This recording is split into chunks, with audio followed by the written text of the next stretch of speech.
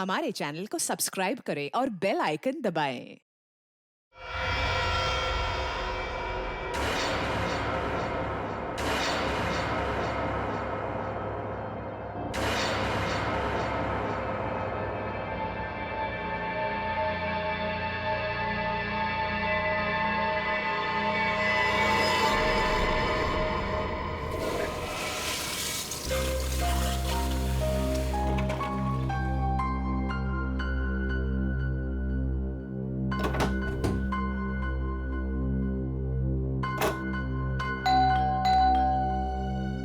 इतनी रात को कौन आ गया? Hello sir. हेलो, कहिए क्या बात? सर आपने बुलाया? नहीं, मैंने तो आपको नहीं बुलाया। लेकिन सर फोन तो इसी रूम से आया है। मैंने तो कोई फोन नहीं किया। देखिए, आपको कोई गलतफहमी हो रही होगी। ओके सर, कोई बात नहीं, सॉरी सर। ठीक है।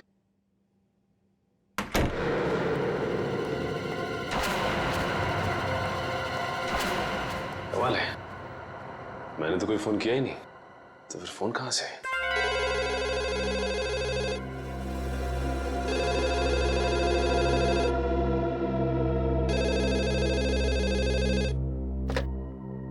हेलो हेलो, आप सीआईडी ऑफिसर सचिन है ना? हाँ, मैं इंस्पेक्टर सचिन बोल रहा हूँ। बोलिए क्या बात है? सर मेरी बात प्लीज गौर से सुनिएगा। एक खून होने वाला है सर। खून? किसका खून? एक आदमी अपनी मानसिक रूप से बीमार पत्नी की हत्या करने वाला है सर। सिर्फ आप ही है जो उन्हें बचा सकते हैं। उस बंगलों में उन दोनों के सिवाय और कोई नहीं है। ये आदमी रहता कहाँ पे? Hello hello hello.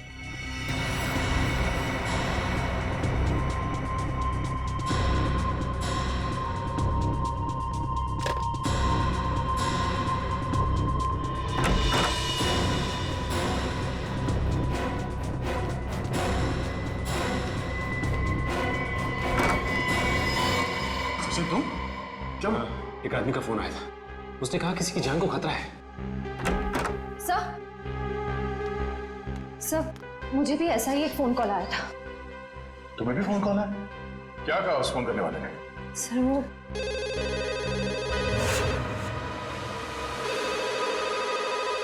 इतनी रात को कौन फोन कर रहा है?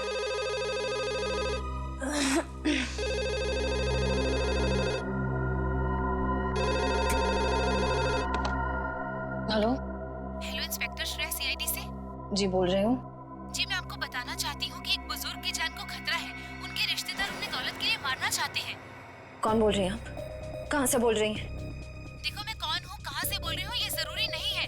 आपके पास सिर्फ 48 घंटे हैं उन्हें बचाने के लिए। Hello hello.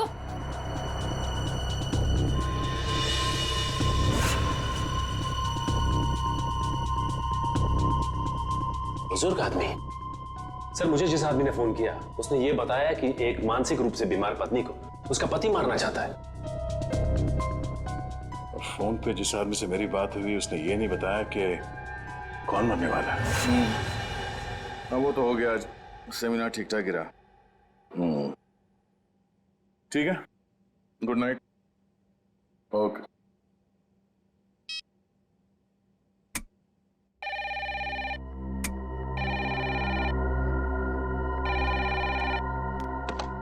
हेलो। वो कुल्हाड़ी वाला खूनी वापस आ गया है।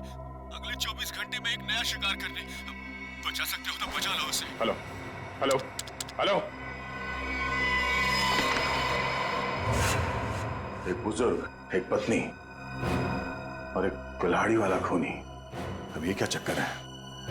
तीनों की जान बचाने के लिए सबसे पहले हमें ये पता करना पड़ेगा कि फोन किसने किया था। चलो।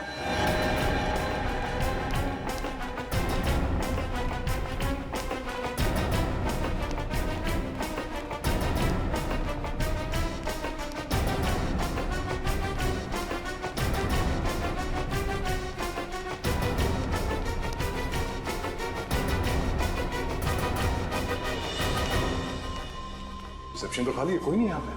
तो फिर फोन किसने किया सर यहाँ से?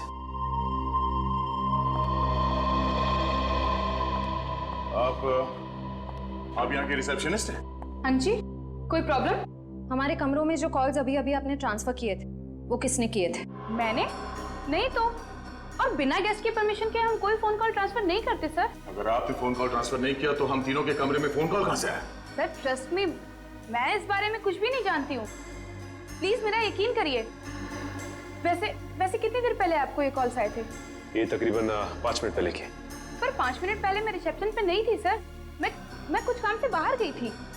ओह, शायद इसी बात का फायदा उठा के किसी ने यहाँ से कॉल ट्रांसफर किया है। रूबी, क्या बात है? कोई प्रॉब्लम है क्या? सर इन लोगों का कहना है कि इनके कमरे में कुछ फोन कॉल्स आए हैं और पर सर मैंने फोन कॉल ट्रांसफर नहीं किया। देखो, गेस्ट इज ऑलवेज राइट। मेहमानों के साथ इस तरह से बहस नहीं किया करते। अगर ये लोग कह रहे हैं फोन कॉल्स आए हैं तो डेफिनेटली आए होंगे। अच्छा, रिसेप्शन के अलावा किसी और जगह से हमारे कमरों में कॉल ट्रांसफर किया जा सकता है?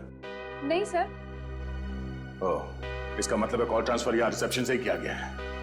मगर सर, हाँ सर, जाने से पहले मैंने चंदर को यहाँ रुकने के लिए कहा था। ये चंदर कौन है? हमारे स्टाफ का मेंबर है सर। और ये चंदर इस वक्त कहाँ है? कहाँ है?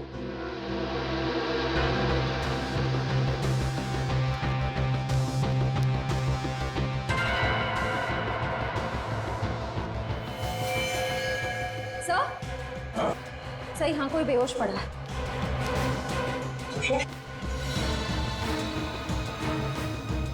मैम प्लीज जरा पानी लेके आइए। या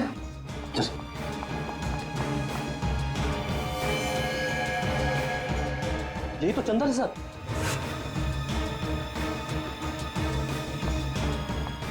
ये लीजिए सर।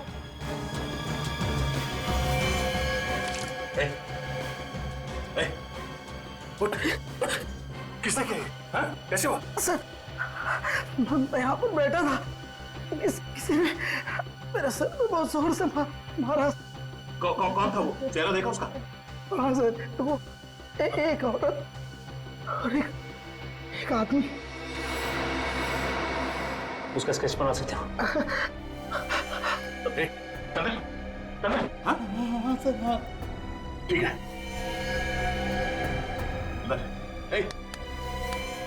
मैनेजर साहब, एम्बुलेंस को फोन करो, हॉस्पिटल ले जाना पड़ेगा इसे, जल्दी।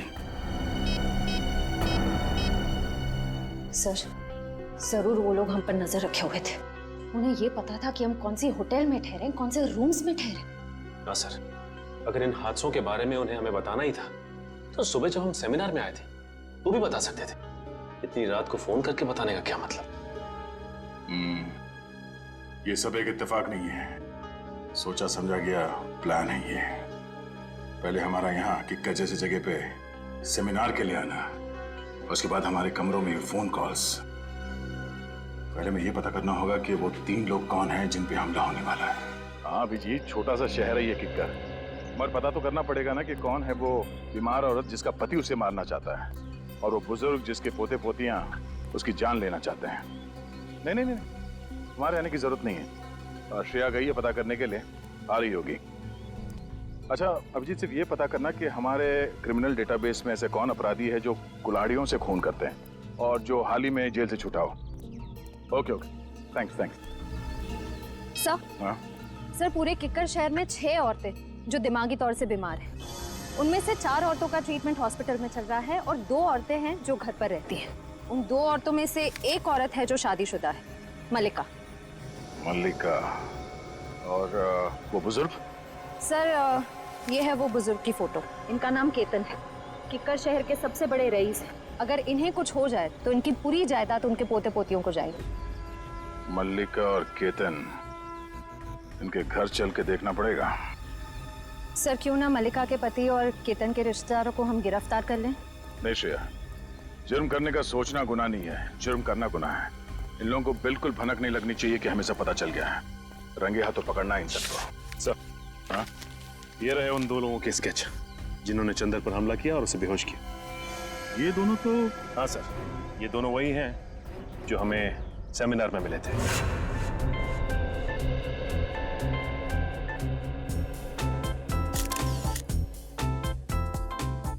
पिछले 5 सालों में किक्कर में अपराध की घटनाएं कम हुई हैं, ये बात सुनकर हमें बेहद खुशी हुई। और हम लोग यही उम्मीद करते हैं कि आने वाले सालों में किक्कर और भी सुरक्षित और शांतिप्रिय क्षेत्र बन जाएगा। सर ये जरूरी तो नहीं कि जो आंकड़े आपके पास हैं वही सही हों। ये भी तो हो सकता है कि जुर्म उतने ही हो रहे हों लेकिन लोग रिपोर्ट नहीं लिख पा रहे हैं। देखिए, अगर ऐसा है तो कानून के लिए बेहद शर्मनाक चीज है। जिस दिन लोगों के मन से कानून का विश्वास उठ जाएगा, उस दिन वो अपने साथ हो रहे अत्याचार हमारे पास आके बताना बंद कर देंगे और उस दिन इस देश की डेमोक्रेसी, यहाँ का प्रजातंत्र पूरी तरह रह जाएगा। आप बिल्कुल ठीक कह रहे हैं सर। आम आदमी को सीआईडी और पुलिस पर पूरा भरोसा रखना चाहिए और उनसे कुछ भी मदद लेने में बिल्कुल हिचकिचाना नहीं चाहिए।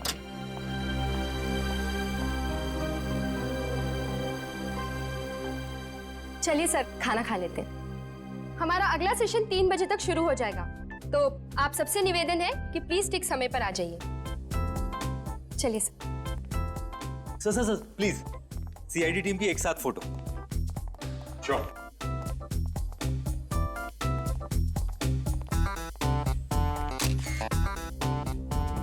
Thank you sir. इन दोनों के बारे में अभय और माया से पता करो और इन दोनों को उनके ऑफिस बुलाओ। ये सब बिल्कुल झूठ है सर। भला क्यों हम किसी पर हमला करेंगे? अगर आप लोगों ने कुछ नहीं किया तो फिर चंदर ने आप ही लोगों का स्केच क्यों बनवाया? अब हमें क्या पता सर, आप चंदर से ही पूछ लीजिए ना। चंदर से पूछ चुके, इसीलिए तो आप तक पहुंचे। अब ये बताइए कि आप लोग क्या गैलेक्सी स्टार में अक्सर जाते थे? जी हाँ सर, जब भी हम किक्कर आते हैं होटल गैलेक्सी स्टार में ही ठहरते हैं, लेकिन कल रात हम वहां नहीं गए थे। अच्छा, जब भी किक कराते वही रुकते, पर कल रात नहीं रुके। कोई खास वजह? हाँ, क्योंकि हमारी भतीजी की किक्कर में शादी हुई है और उसके बहुत कहने पर उस रात हम उसके घर ठहर गए थे। आप चाहे तो उससे पूछ सकते हैं। पूछ भी लेंगे और रिसेप्शन डेस्क पे लगे उंगलियों के निशान वो भी मैच करवा के देखेंगे। सर अगर आप चाहें तो हमारा लाई डिटेक्टर टेस्ट भी करवा सकते हैं। जब हमने कुछ किया ही नहीं तो भला हम क्यों डरे? सर मुझे लगता है कि ये लोग सच कह रहे हैं। कहीं ये चंदर हमें गुमराह करने की कोशिश तो नहीं कर रहा है?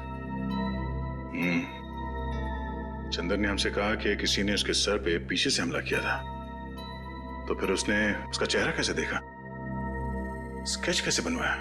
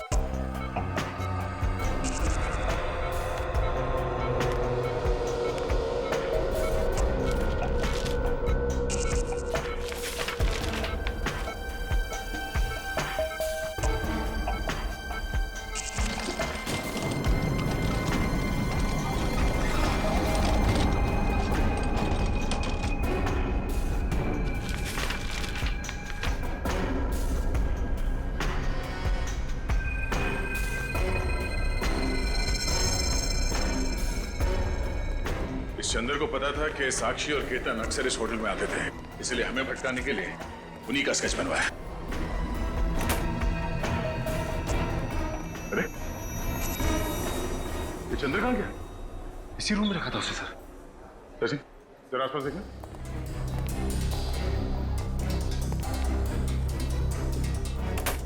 सिस्टर, इस कमरे में वो चंदर नाम का जो पेशेंट था कहाँ गया? सर वो तो अपने कमरे में ही था, किसी ने बाहर निकलते हो तो देखा नहीं उसे। सर, हाँ सचिन। सर ये खिड़की तो बंद है, यहाँ से तो भागा नहीं, लेकिन ये कपड़े छोड़ गया। इसका मतलब है मरीज के कपड़े फेंक के भेज बदल के भागा वो यहाँ से। ये चंदर कोई पुराना पापी लगता है। जेलर साहब, आपकी नॉलेज में ऐसे जितने भी मुजरिम हैं जिन्होंने कभी ना कभी कुल्हाड़ी को अपना हथियार बनाया हो, जी हाँ, सबकी डिटेल्स चाहिए मुझे। Thank you very much. कुछ पता चला? हाँ सर, किक्कर इलाके के ऐसे 3 लोगों के क्रिमिनल रिकॉर्ड्स मिले जिन्होंने कभी ना कभी कुल्हाड़ी से कोई जुर्म किया हो। कौन कौन है वो? सर एक का नाम है कमला, 35 साल की औरत है। इसके सास ससुर इसे दहेज के लिए परेशान करते थे। एक दिन तंग आकर इसने उन पर कुल्हाड़ी से वार कर दिया। कौन सी जेल में? सर बिंजलपुर जेल में थी। पिछले हफ्ते वहां आग लगी और 6 कैदी फरार हो गए, उनमें से एक ये भी थे। और बाकी दोनों? सर एक का नाम है नरुआ और एक का नाम है जग्गा। नरुआ ने अपने मकान मालिक पर हमला किया था और जग्गा ने अपने सौतेले पिता पर। नरुआ के खिलाफ कोई सबूत नहीं थे तो अदालत ने उसे छोड़ दिया और जग्गा को मानसिक मरीज बताकर असाइलम भेज दिया गया। नरुआ, जग्गा और कमला रेडी? अपने खबरियों को बता दो, किक्कर इलाके में इन तीनों में से कोई भी दिखाई दे फौरन इन्फॉर्म करें हमें। Yes sir. Hello Aadya? Oh no, Chandar. ठीक है दया, उसके बारे में सारी इंफॉर्मेशन निकालते हैं हम लोग। भूपेन काम के वक्त पता नहीं कहाँ चल जाता है, फिर से सो गया। अरे भूपेन कहाँ है? जी मैम साहब। सो गया था क्या? हाँ नहीं मैम साहब, मैं तो बाहर घास काट रहा था। घास के साथ साथ तूने केबल की तार भी काट दी क्या? सारे के सारे चैनल गायब हो गए थे, कुछ भी नहीं आ रहा है। मैम साहब अभी सेटअप बॉक्स वाले को फोन करके बुलाता हूँ और दूसरे दिन इसका डब्बा जवाब दे जाता है। हाँ जल्दी कर, पहले देख। नमस्ते। नमस्ते। नमस्ते मैम साहब। अब कीर्ति प्रसाद नाम है हमारा। बहुत प्यार से लोग किट्टू कहते हैं। केबल बनाने आया हूँ, केबल मैकेनिक हूँ। आपको कैसे पता चला कि केबल में समस्या है? हमने तो कोई शिकायत भी नहीं की अभी तक। अरे वो मैम साहब, ऐसा है कि ये मोहल्ला में सबका ही प्रॉब्लम है, तो हम सोचा कि आपके यहाँ भी पूछ लूं। हाँ भैया, हमारा भी केबल ठीक कर दो, मेरा सीरियल निकला जा रहा है। बस मैम साहब 2 मिनट, सब ठीक कर देंगे। हाँ जल्दी करो। ये कैसे हो सकता है? केतन अंकल ने पिछले 10 साल से हाउस टैक्स नहीं भरा। अंकल ऐसी गैर जिम्मेदाराना हरकत कर कैसे सकते हैं? लगता है उनकी खबर बहुत अच्छी तरह से लेनी पड़ेगी। उनकी खबर आप बाद में लीजिएगा, पहले तो टैक्स डिपार्टमेंट आपकी खबर लेगा। हाँ? देखिए, आप जानते नहीं हैं मेरे बॉस कितने गुस्से वाले हैं। आपके बॉस? हाँ, मेरे बॉस मिस्टर दयानंद। लेकिन वो हमारी खबर क्यों लेंगे? ये घर तो केतन अंकल का है ना, और सारी प्रॉपर्टी के मालिक वो है। तो बुलाइए उन्हें, कहाँ है वो? जल्दी करो किट्टू, 7 जन्मों के 7 फेरों के 7 रिश्ते मेरा फेवरेट सीरियल है, मिस नहीं होना चाहिए। अरे मैम साहब, वो आपका फेवरेट सीरियल है। हमारा भी फेवरेट सीरियल है। पिछला महीना जो गंगवा मरी थी ना, हमारी आंख से ऐसा आंसू गिरा मैम साहब। ये शोर कैसे है? हाँ? दिख नहीं रहा, टीवी खराब हो गया। हेलो सर, माई सेल्फ कीर्ति प्रसाद। बहुत प्यार से लोग मुझे। ठीक है, चलो। अबे तुमने दवाई खाई? तुम्हें मालूम है ना प्रज्वल कि बिना टीवी देखे, बिना सीरियल देखे मेरे को दवाई नहीं लेती हूँ मैं। अरे टीवी खराब है, ये ठीक नहीं होगा कि तुम दवाई नहीं खाओगी। तुम बहुत बुरे हो। दवाई खाओ ना, बी ए गुड गर्ल। लो। रुको। क्या हुआ? मैं बताना भूल गया तुम्हें, डॉक्टर ने तुम्हारी दवाइयाँ चेंज की हैं। हाँ ये लो। ये बहुत कड़वी होगी। अरे नहीं होगी कड़वी भी, खा के तो देखो। पहले ही डर जाती हो। नहीं है ऐसा कुछ, खाओ ना। वेरी गुड, ये हुई ना बात। अरे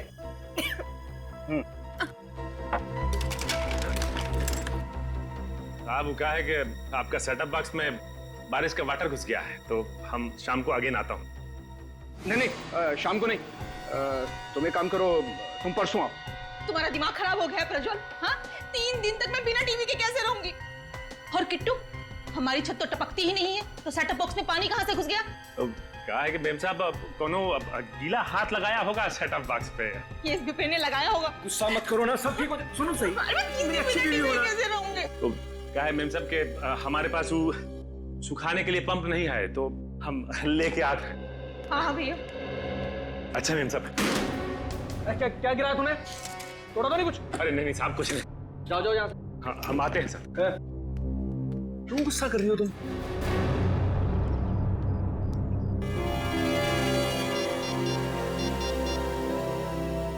हाँ सर लगता है आज रात मालिका का पति कुछ ना कुछ करने वाला उसके साथ। नमस्ते, मेरा ही नाम केतन है और मैं अजय, इनका बिजनेस पार्टनर। केतन जी, मेरा नाम दयाश्री है। मैं यहाँ आपके हाउस टैक्स के बारे में बात करने आई हूँ। बात यह है कि आपने पिछले 10 सालों से हाउस टैक्स भरा नहीं है। क्या कह रही हैं आप? क्या हम लोगों ने हाउस टैक्स नहीं भरा? हमने भरा तो है। दयाश्री जी, मुझे लगता है आपको कहीं ना कहीं गलतफहमी हो रही है। जे साहब, मुझे कोई गलतफहमी नहीं हो रही है। अगर आपने हाउस टैक्स भरा होता तो हमारे रिकॉर्ड्स में भी होता। देखिए, आप जानते नहीं मेरे बॉस कितने गुस्से वाले हैं। अच्छा ठीक है।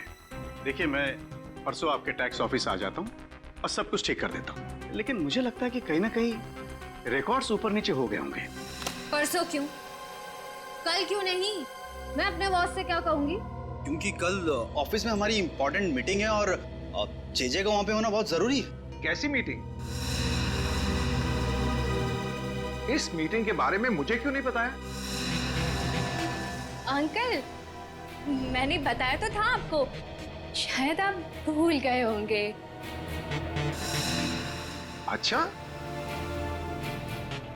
हो सकता है। ठीक है, आप परसों के दिन आ जाइएगा टैक्स ऑफिस में। जी जरूर आ जाएंगे। वरना मुझे दोबारा आना पड़ेगा। नहीं, ऐसी कोई नौबत नहीं आएगी।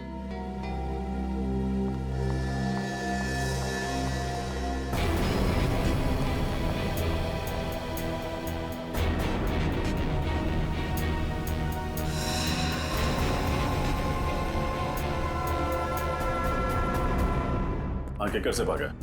हॉस्पिटल से? नहीं, मुझे नहीं लगता बहुत दूर गया होगा। हाँ? नहीं, जैसे ही कुछ पता चलता है मुझे इन्फॉर्म कर। तेरे को जितना बोला गया है उतना कर, ठीक है? चंद्र के बारे में कुछ पता चला? हमारे रिकॉर्ड्स में कुछ इन्फॉर्मेशन है? हाँ सर, उसी फोटो को स्कैन करके मैच करने की कोशिश कर रहे। पूर्वी, थोड़ा जल्दी करो। चंदर हमारे हाथ से निकलना नहीं चाहिए। सर बस 2 मिनट। हाँ दया सर। यस सर, उसी काम में लगे हुए हैं। सर, जैसे ही चंदर की कोई इन्फॉर्मेशन मिलती है मैं आपको फोन करता हूँ। Yes sir. सर। हाँ बोलिए। सर, चंद्र की इन्फॉर्मेशन मिल गई सर। ये देखिए सर, चंद्र का असली नाम मुंगेरी है। ये एक छोटा मोटा चोर है और कई बार जेल के चक्कर काट चुका है। अभी इसका बैंड बजाते सर, सीआईडी को चकमा देकर भाग रहा था। रहता कहाँ है? सर, इसका कोई परमानेंट एड्रेस नहीं है। जब भी जेल से छूटता है तब नया ठिकाना बना लेता है। बड़ा ही पहुंचा हुआ खिलाड़ी है। आज तो आएगा ही। कब तक आंख में चोली खेलेगा हमारे साथ? सर, इस चंद्र तक हम पहुंचेंगे कैसे? वो है ना हमारा खिलाड़ियों का खिलाड़ी, वो लाके देगा हमें चंदर की कुंडली। कौन सर? तुम्हारा दोस्त ढेंचू। ढेंचू? हाँ फ्रेडी, ढेंचू को चंदर की सारी इंफॉर्मेशन दे दो। उससे कहो कि घंटा पूरा होने से पहले मुझे उसका ठिकाना चाहिए। Yes sir.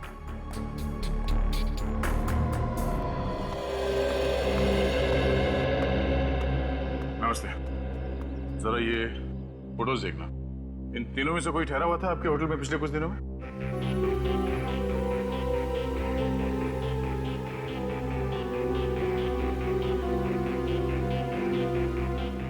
ठीक है, थैंक यू। नहीं सर, ये तीनों तो नहीं आए थे, पर एक अजीब सा आदमी आया था जिसकी दाढ़ी थी और दिन में काला चश्मा पहन के रखा था और उसके पास में आईडी कार्ड भी नहीं था। आईडी प्रूफ नहीं था और आपने उससे होटल में ठहरने दिया? नहीं सर, बगैर आईडी के तो हम किसी को होटल में नहीं ठहराते।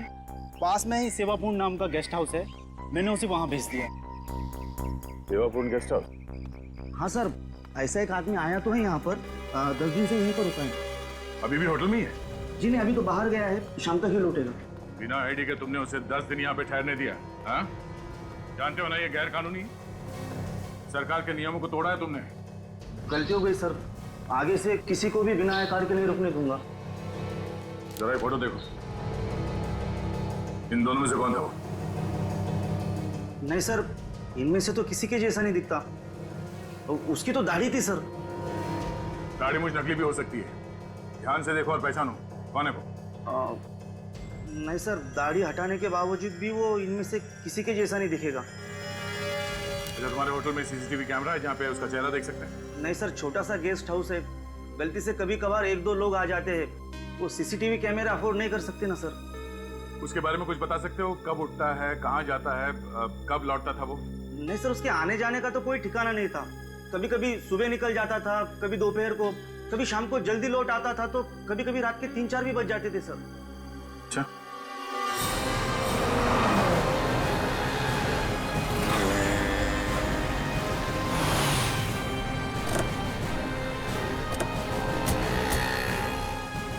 आपको पूरा यकीन है ये चंदर उर्फ मुंगेरी हमें इसी इलाके में मिलेगा? रेचू ने तुम यही बताया था और उसकी खबरें अक्सर सही होती। और वैसे भी चंदर अपना कर वाला काम निपटा चुका है। ये बात तो तय है कि हॉस्पिटल से भागकर वहां नहीं जाएगा। सर ये भी तो हो सकता है कि हॉस्पिटल से निकलने के बाद चंदर किसी और शहर चला गया। होने को तो कुछ भी हो सकता है निखिल, लेकिन चंदर का अपना घर यहाँ इस शहर में, चल के देखते हैं। सर काफी अच्छी प्लानिंग की थी इस 400 पीस चंदर। जिस होटल में एसीपी सर ठहरने वाले थे वहीं जाके नौकरी करने लगे, वो भी बस 1 हफ्ते पहले। हाँ, रेचू ने कहा था ना कि चंदर पहले भी बहुत सारे फ्रॉड और 420 वाले काम कर चुका है, तो एक होटल में नौकरी करना उसके लिए कौन सा मुश्किल रहा होगा। सुनिए, ये आदमी चंदर, इसका घर कहाँ है? सामने दुकान पे पूछ लीजिए। Thank you.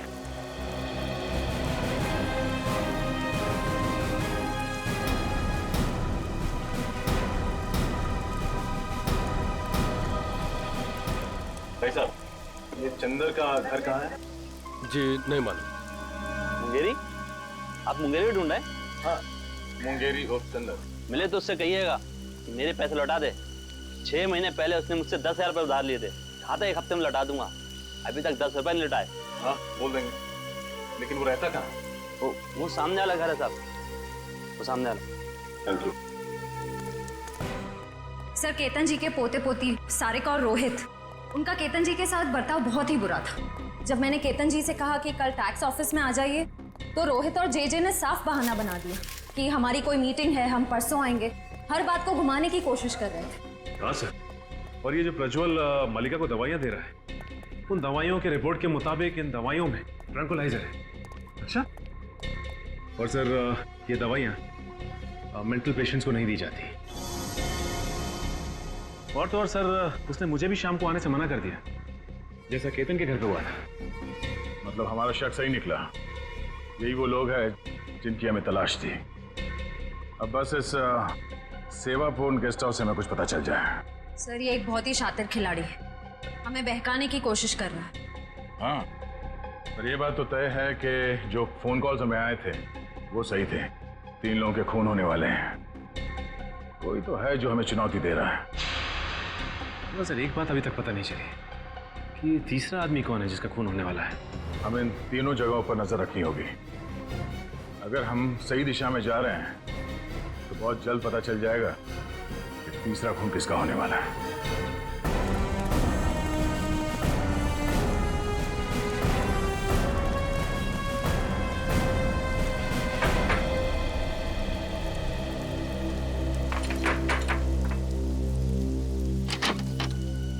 जी कहिए। मुंगेरी से मिलना। आप लोग? सीआईडी। निखिल, पूर्वी देखो कहाँ।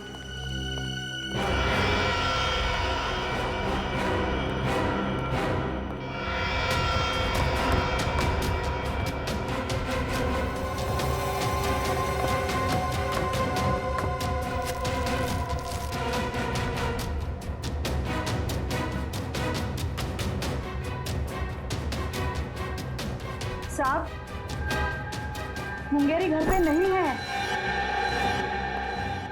आप उसे बचाने की कोशिश मत कीजिए। ये जूते, ये बैग उसी के हैं ना? हाँ, आज सुबह ही लौटा है वो किक्कर से। एक बहुत ही बुरी माँ रही हूँ मैं।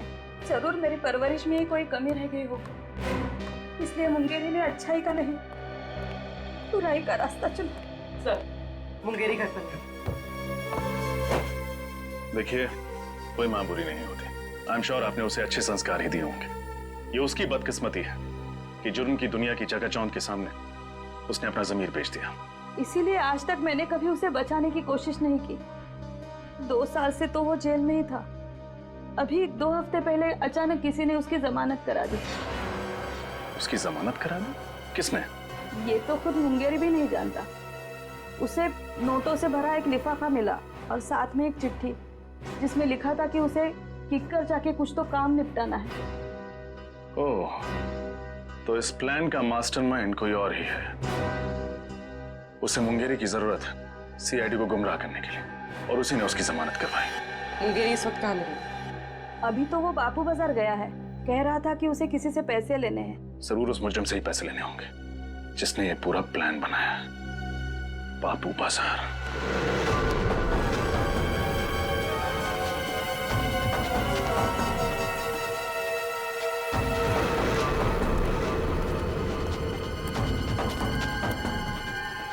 यहाँ दिखते हैं। फिर वो रहा चंदर।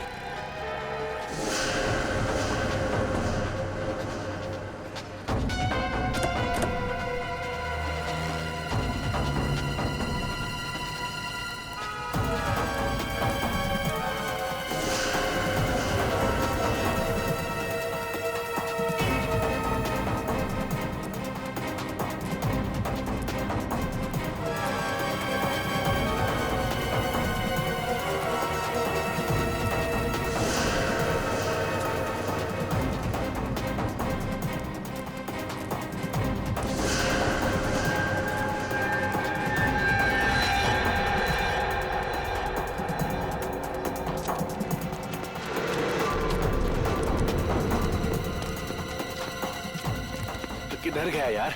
देख है वो देख। अच्छा इधर से। चल चल चल चल।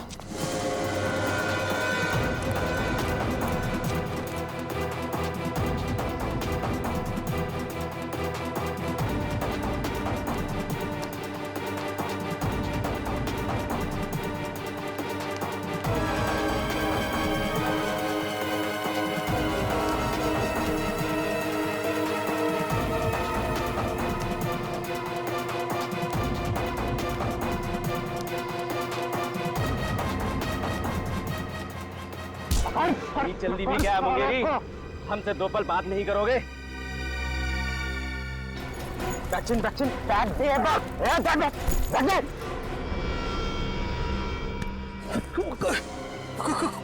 कौन है तुम लोग? हम आपके दिल में रहते हैं, किस्मत की धारा में सब बहते हैं। फोन पे मुझसे ही तो बात कर रहे थे तुम। अच्छा रघु, लेकिन बॉस ने तो कहा था कि हम दोनों नहीं मिलेंगे। अबे बॉस ने तो ये भी कहा था कि सीआईडी से सावधान रहना, समझे? हाँ, लेकिन सीआईडी को मुझ पर शक नहीं हुआ। बेवकूफ, सीआईडी तुम्हारे घर तक पहुंच गई है। तुम्हें जिंदा रखेंगे तो सीआईडी हमारे कान में खतरे की घंटी बजाएगी। समझा? समझा? अबे चल। लेकिन मैंने किया।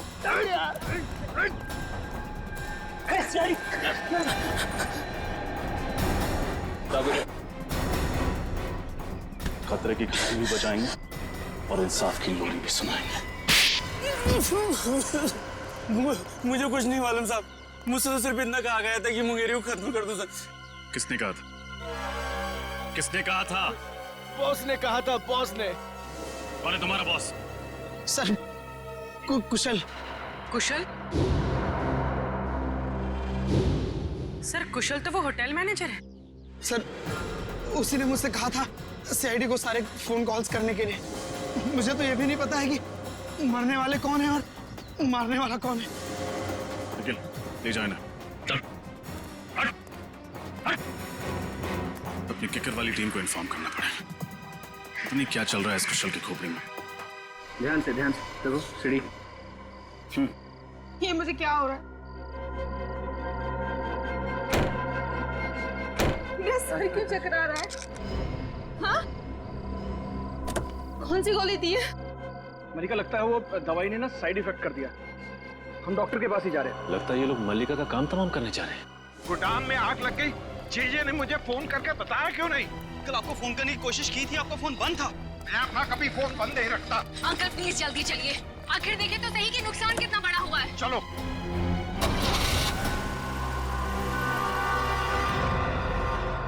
मैं मल्लिका को इस तरह से मौत के मुंह में जाने नहीं दे सकता। कुछ ना कुछ करना होगा उसके लिए।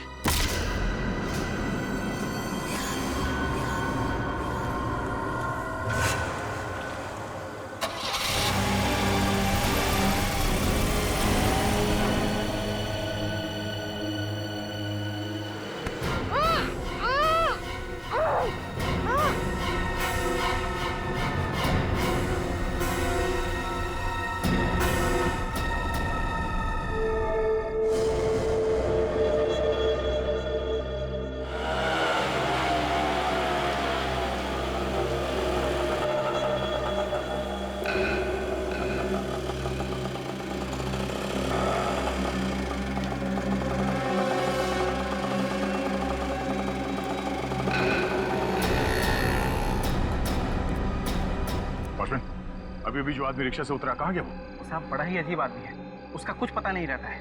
अभी अभी आया और तुरंत उसका मन बदल गया, कहने लगा सुबह लौटूंगा। इधर ही गया है।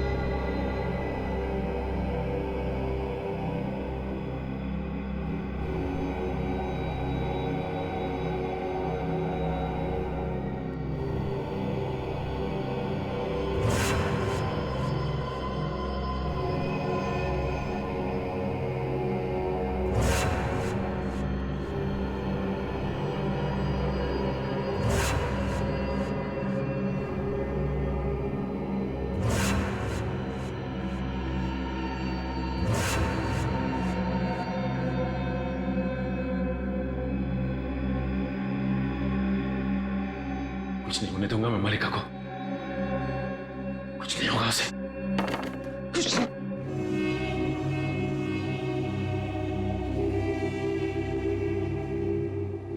मलिका को कुछ हो तो नहीं किया। कुछ नहीं हो सकता उससे।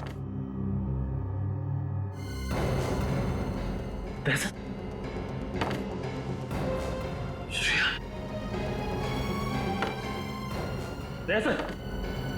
श्रेया, श्रेया, श्रेया।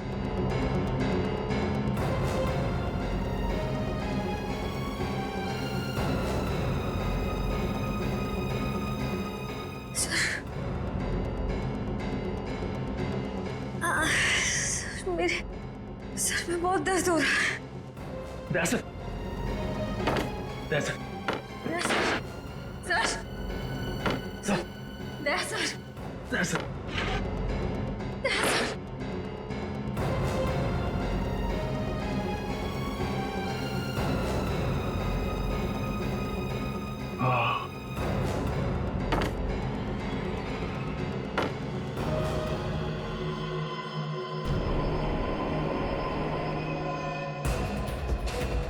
कुल्हाड़ी वाला खूनी।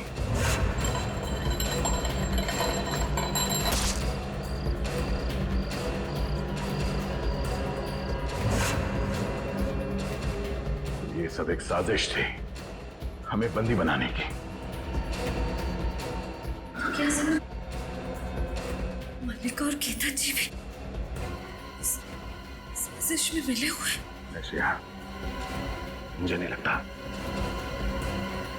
मल्लिका और केतन इतने शातिर नहीं है। हाँ सर, उससे पहले कि वो उन तीनों का खून करे हमें बंदी बना लिया। सर, हमारे यहाँ छूटने से पहले उसने उन लोगों को मार दिया तो? नहीं, ऐसा कुछ नहीं होगा। हम लोग यहाँ से बाहर भी जाएंगे और उन्हें बचाएंगे भी। हमारे हाथ पैर बंधे हुए हैं, दिमाग तो खुला है।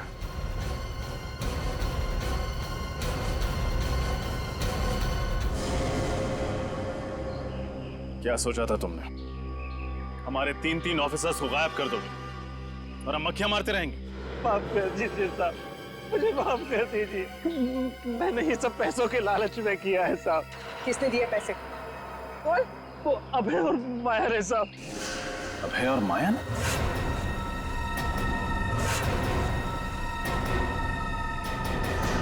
वो एनजीओ वाले जिन्होंने ये सेमिनार ऑर्गेनाइज किया था? हाँ साहब, वही साहब। साहब वो सेमिनार तो एक बहाना था साहब। वो लोग बोल रहे थे कि अब देखना हमारी चूहेदानी में सीआईडी के 3 चूहे कैसे आकर फंसते हैं। चूहों को नहीं, शेर को दावत दी है उन्होंने अपने घर पे। तो लोग सोच भी नहीं सकते तुम जैसे मच्छरों का दया सर क्या हाल करेंगे। कहाँ रखा है हमारे तीनों ऑफिसर्स को? साहब मुझे नहीं मालूम साहब, कुछ नहीं मालूम। वो लोग बातें कर रहे थे कि ऐसी भीड़ भाड़ वाली जगह पे रखेंगे जहाँ पे किसी को शक ना हो साहब।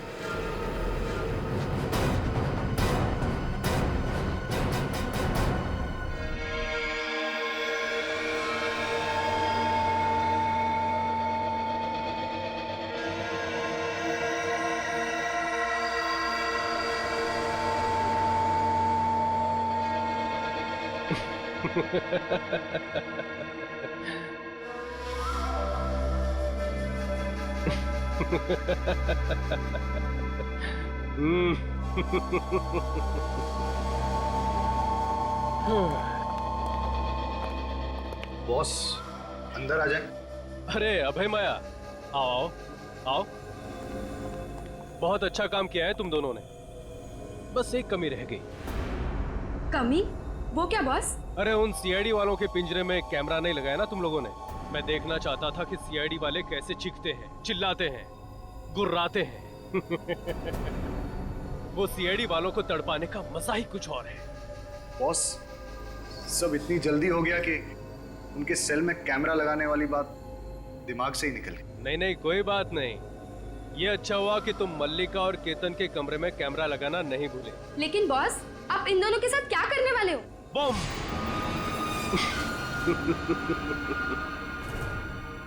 मार दूंगा उन्हें। और सीआईडी वालों को भी। इन 3 बेगुनाह लोगों को ना बचाने के पछतावे में ये सीआईडी वाले खुद ब खुद मर जाएंगे। लेकिन बॉस मल्लिका और केतन के अलावा वो तीसरा कौन है जिसे आप मारने वाले हो? तीसरा ही तो है तुरुप का इक्का, जिसकी मौत से सीआईडी वालों के हौसलों की भी मौत हो जाएगी। तुम बस देखते जाओ। बॉस हमारा काम तो हो गया है, तो क्या हम किक्कर छोड़ के जा सकते हैं? तुम दोनों कुछ दिनों के लिए अंडरग्राउंड हो जाओ। तुम दोनों के पैसे तुम्हारे बैंक अकाउंट में ट्रांसफर कर दिए गए हैं। Thank you boss. अब होगा सीआईडी का सर्वनाश।